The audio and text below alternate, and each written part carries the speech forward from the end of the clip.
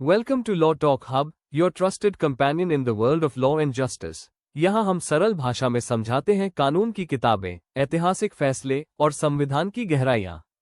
Stay tuned for deep insights, real cases, and courtroom brilliance. Let's begin today's legal journey. नमस्कार। आज हम एक बहुत ही खास किताब पर बात करने वाले हैं, नानी पालकीवाला की हम लोग, भारतीय लोकतंत्र का सार। वैसे ये कोई पारंपरिक किताब नहीं है, है ना? मतलब ये उनके भाषणों और लेखों का एक संग्रह है जो 1984 में प्रकाशित हुआ था। हमारे पास इसका एक विश्लेषण है जो इस किताब के जो मुख्य विचार हैं उनको सामने रखता है।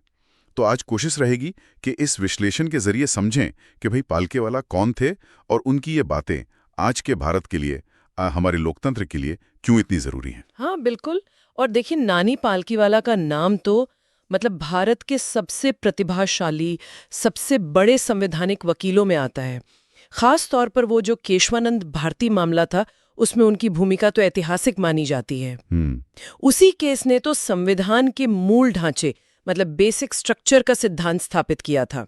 और ये किताब, जैसा कि विश्लेषण भी बताता है, उनके उन्हीं गहरे विचारों का एक प्रतिबिंब है, कह सकते हैं। अच्छा, तो विश्लेषण की जो पहली और शायद सबसे अहम बात है वो है संविधान की सर्वोच्चता, supremacy of the constitution. Palkhivala इसे सिर्फ एक कानूनी दस्तावेज नहीं मानते थे, वो कहते थे ये शब्दों में बंधी राष्ट्रीय आत्मा है। क्या गजब की बात कही है। मतलब वो इसे महज वकीलों की चीज नहीं समझते थे। नहीं, बिल्कुल नहीं। और यहीं पर वो मूल ढांचे वाली बात बहुत जरूरी हो जाती है।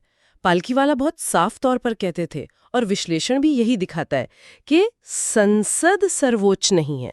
संविधान के कुछ बुनियादी तत्व हैं, है ना, जैसे संघवाद, मतलब केंद्र राज्य संबंध, शक्तियों का सही बंटवारा, फिर शक्तियों का पृथक्करण, लेजिस्लेचर, एग्जीक्यूटिव, जुडिशरी का अपना अपना दायरा, और कानून का शासन, रूल ऑफ लॉ। वो मानते थे कि इन मूल चीजों को संसद भी नहीं बदल सकती। केशवानंद भारती केस का निचोड़ यही था। अच्छा, तो मतलब ये कि पालकीवाला जनता द्वारा चुनी गई सरकार या संसद से भी ऊपर संविधान के कुछ उसूलों को रख रहे थे। मतलब है संविधान के दायरे में रहकर काम करना। और इसी पॉइंट पर किताब 1975-77 के आपातकाल, इमरजेंसी के खतरों को भी सामने रखती है।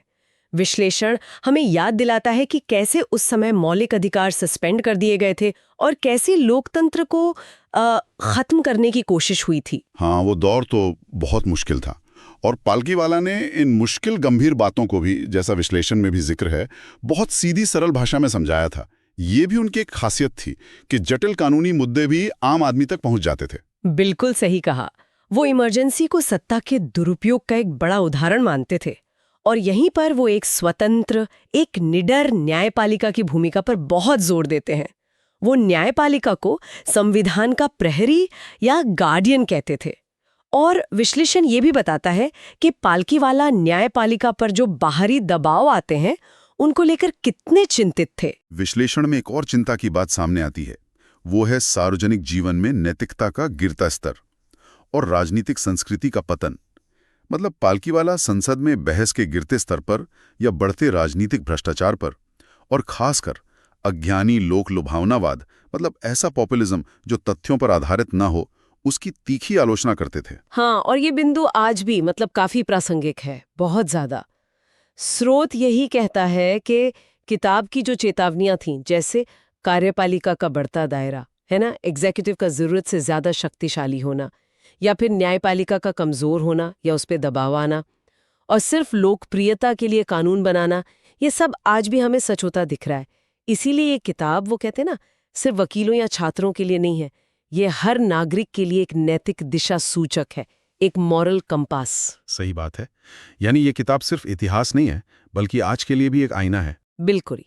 इसीलिए विश्लेषण इसे बहुत खूबसूरती से कहता है, एक कालातीत संवैधानिक प्रार्थना, गहरी बौद्धिक, पूरी तरह ईमानदार और मौलिक रूप से भारतीय। मुझे लगता है ये शब्द इसके महत्व को सही मायने में पकड़ते हैं। पालकीवाला का एक कथन विश्लेषण में दिया गया है जो वाकई सोचने पर मजबूर करता है।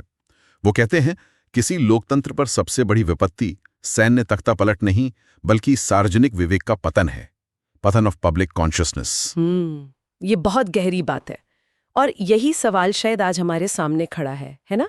आज के दौर में जब इतनी सूचना है, इतना शोर है और लोक लुभावन बातें इतनी आसानी से फैल जाती हैं, तो एक नागरिक के तौर पर हम अपने सार्वजनिक विवेक को, अपनी समझ को कैसे जिंदा रख सकते हैं और लोकतंत्र के जो बुनियादी मूल्य हैं उनकी रक्षा करने में हर व्यक्ति की, हमारी, आपकी क्या भूमिका हो सकती है? ये एक बड़ा सवाल है सोचने के लिए। Thank you for your valuable time and for being a part of Law Talk Hub. नए वीडियो और न्यायिक ज्ञान के लिए जुड़े रहिए। Don't forget to like, share and subscribe. See you in the next one.